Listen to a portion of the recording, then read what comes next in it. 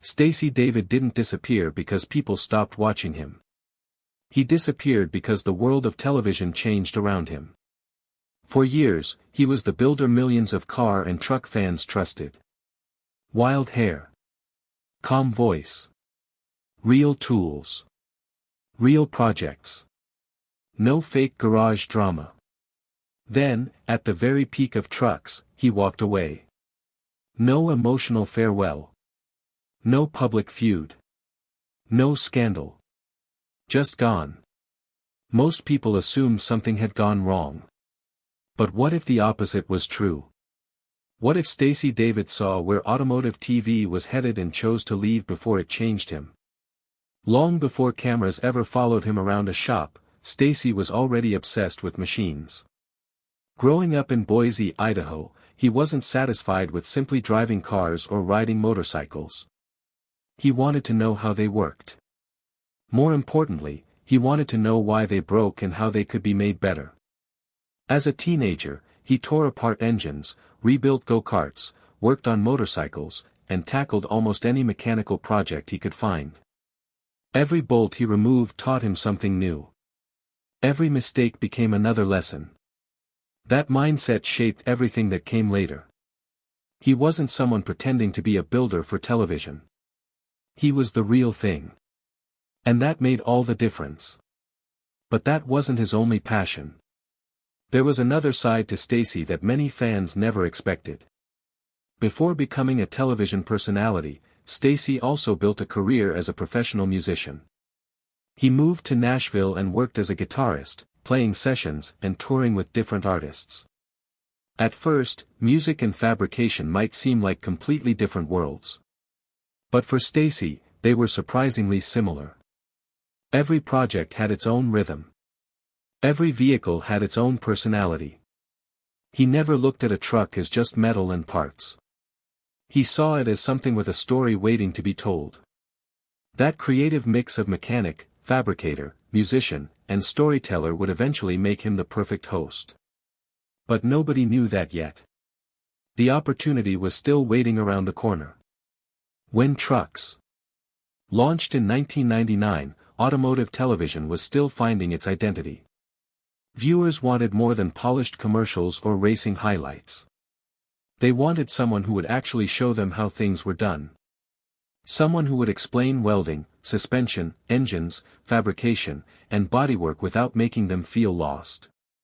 Stacey David became that person almost instantly. He never talked down to the audience. Instead, he invited them into the garage. Watching him felt less like watching television and more like spending the weekend learning from a friend. And that simple approach changed everything. But the real magic wasn't just what he built. It was what he inspired.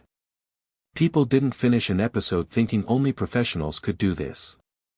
They finished believing maybe they could try it themselves. Backyard mechanics. High school shop students. Parents working with their kids. Weekend hobbyists with half-finished trucks sitting under tarps. Stacey gave them confidence. His projects became legendary. Copperhead, the famous 1967 Chevy C10, wasn't just another build. It became a character people followed for years. Crazy Horse, the custom 1966 Ford Bronco, earned the same kind of loyalty. Fans didn't just admire the finished vehicles. They enjoyed every stage of the journey. But why did those builds leave such a lasting impression? The answer was simple. Stacey respected his audience. Many television personalities perform expertise. Stacey taught it. Instead of skipping straight to the final reveal, he slowed down and explained every decision along the way. He wanted viewers to understand the process, not just admire the result. That made him more than a host. He became a teacher. And that's exactly why his disappearance felt so personal. People weren't just losing a familiar face. They were losing the person who made the garage feel less intimidating. But while viewers were learning, something behind the scenes was quietly beginning to change. As automotive television became more popular, networks started chasing bigger audiences. That meant louder personalities, tighter deadlines, more sponsors, and more product placement. Slowly, the focus shifted away from teaching and toward entertainment. Shops argued on camera. Conflicts became storylines. Fake drama often mattered more than real craftsmanship. Stacey never needed any of that. He understood that building itself already had enough tension. Rust. Broken tools. Parts that didn't fit. Budgets running out. Mistakes that had to be fixed. That was real drama. You didn't need people yelling at each other to keep viewers interested. But what happens when a show no longer believes that? Then came the moment nobody expected. At the height of Trucks, Stacey was suddenly gone. One week he was leading viewers through another project. The next, the show had moved on without him. There was no dramatic farewell episode.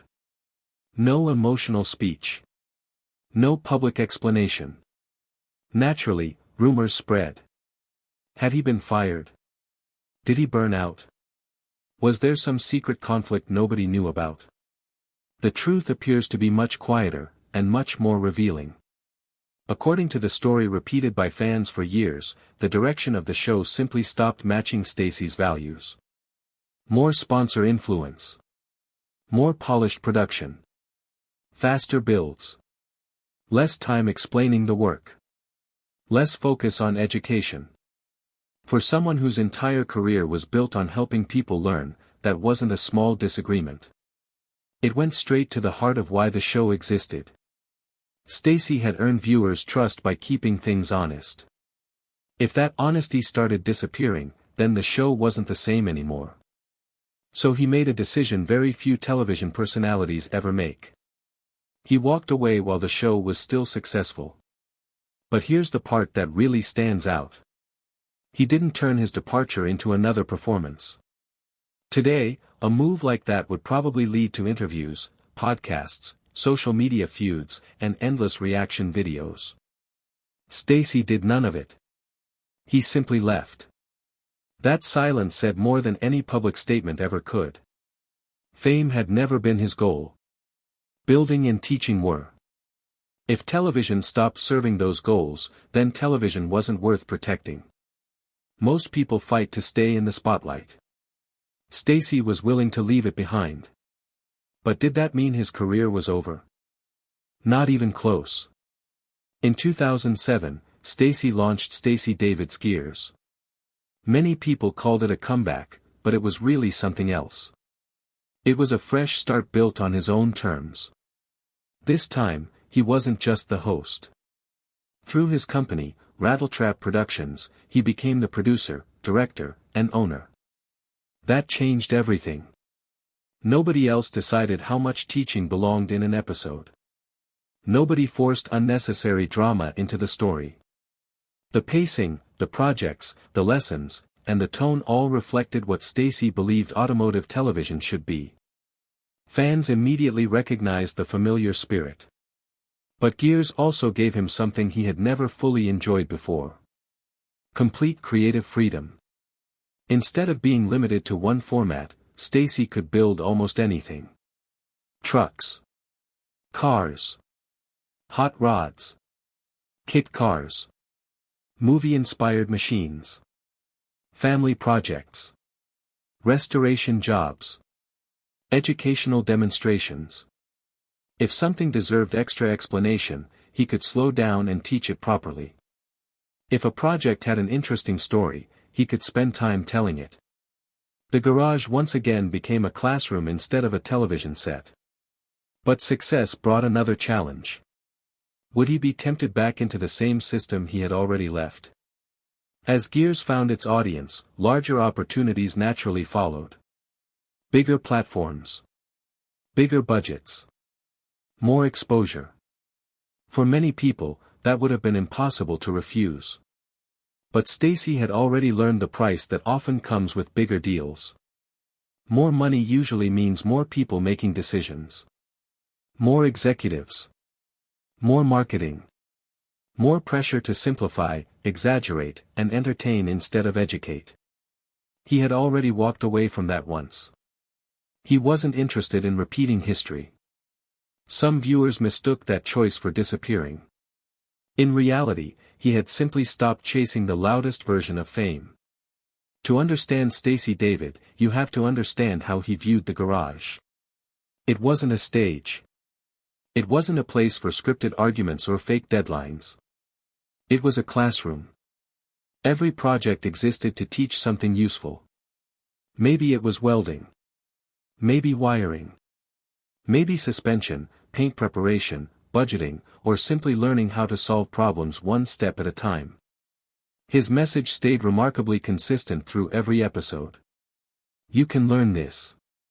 You can make mistakes. You can fix them. You don't need $1 million shop to build something you're proud of. And that message may be even more important today than it was back then. As more people spend their lives behind screens, hands-on skills are becoming less common. Stacey pushed in the opposite direction. He reminded viewers that building something with your own hands creates a kind of satisfaction no app can replace. His famous builds reflected that philosophy. Copperhead became a symbol of what an old Chevy C10 could become with imagination. Crazy Horse inspired countless Bronco fans long before the model became fashionable again. Later projects like Sergeant Rock, Heavy Metal, V8 Interceptor, Banshee, Rat Roaster, and many others each carried their own personality. Stacey understood that giving a vehicle a name turned it into more than a collection of parts. It became a story people remembered. But while his work stayed consistent, the industry around him kept changing. Cable television faded. Streaming exploded.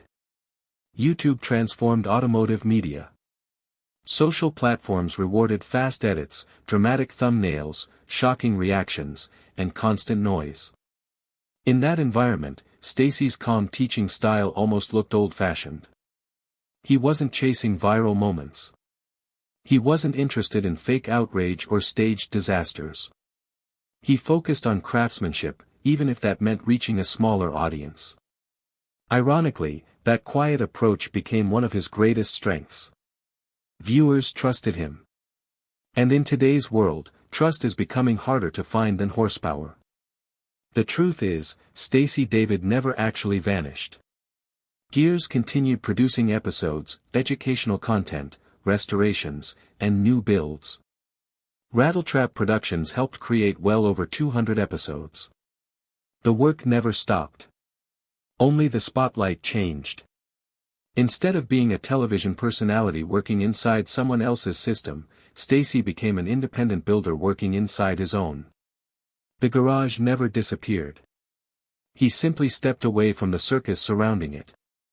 So why did Stacey David seem to vanish from television? Not because he failed. Not because people stopped caring. Not because he ran out of ideas. He stepped away from mainstream TV because he wanted to protect the one thing that made viewers trust him in the first place, his authenticity. When outside pressures threatened to reshape that, he chose independence over exposure. He understood something many television personalities never do. If people believe in you because you're genuine, you can't trade that honesty for short-term attention without losing what made you valuable. Stacey protected the garage. And in doing so, he protected his legacy. That legacy isn't measured by ratings alone. It's measured by the people he inspired. Somewhere, someone learned to change their own oil because of Stacey David. Someone picked up a welder for the first time. Someone rescued an old truck instead of sending it to the scrapyard. Parents passed those skills to their children. Rusty projects became family memories. Confidence replaced hesitation. That kind of influence lasts far longer than television fame. Trucks was his breakthrough. Leaving it protected his principles. Gears became his rebuild. His lower profile wasn't defeat. It was the price of staying true to the craft. And perhaps that's the biggest surprise of all. Stacey David never disappeared from the garage. He simply chose a path where the work mattered more than the spotlight.